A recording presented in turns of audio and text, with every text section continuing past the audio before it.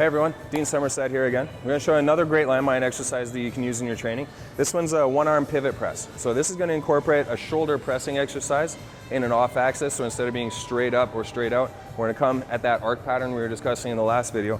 But we're also going to work on core stabilization against rotation and a drive coming off the outside hip on the same side as the arm that's going to be doing a press. So think about a boxer when they punch by rotating the hip and then extending the same arm on that same side. So if we can work on developing power through that entire chain all the way up, we're going to have a much better chance of being able to generate some maximal pressure when we start moving that weight. And that way we can also get a lot more development coming through the entire system rather than just trying to isolate one muscle group at a time.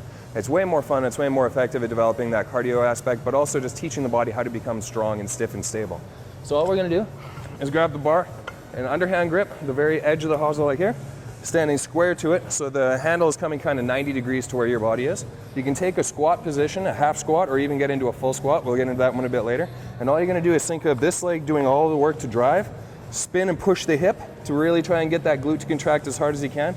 And as you drive up, you're going to finish by pressing the weight to straight extension. So here we're in a nice, stable, strong stance, forward to back. We got a little bit of stability that we have to work on side to side. And then you just bring the weight back down to your chest. You don't want to be so far away that the weight doesn't hit you right around where your collarbone is. You don't want to be so close that the weight's way too far away. Right here is a good stance. Wider is better when it comes to stability. You want to challenge your balance? Go narrow.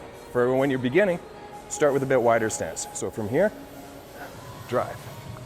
Back into it, nice and tight through the core, power. You can start pressing it out at a bit of an angle too if you really want. Straight out to the side, up, or even across the body slightly. Just make sure the weight isn't too big of a challenge for you. Then if we want to really add a level to it, we can go into a squat, press, squat, press. Strong, powerful legs, strong core, strong arms. Really simple way that we can start mixing and pressing and squatting variations with rotation. So we're breaking out of that sagittal plane, that straight forward and back movement, and start mixing things up to make it a little bit more fun and exciting. If you like that, drop a comment right below here. Love to hear from you. Have a great day.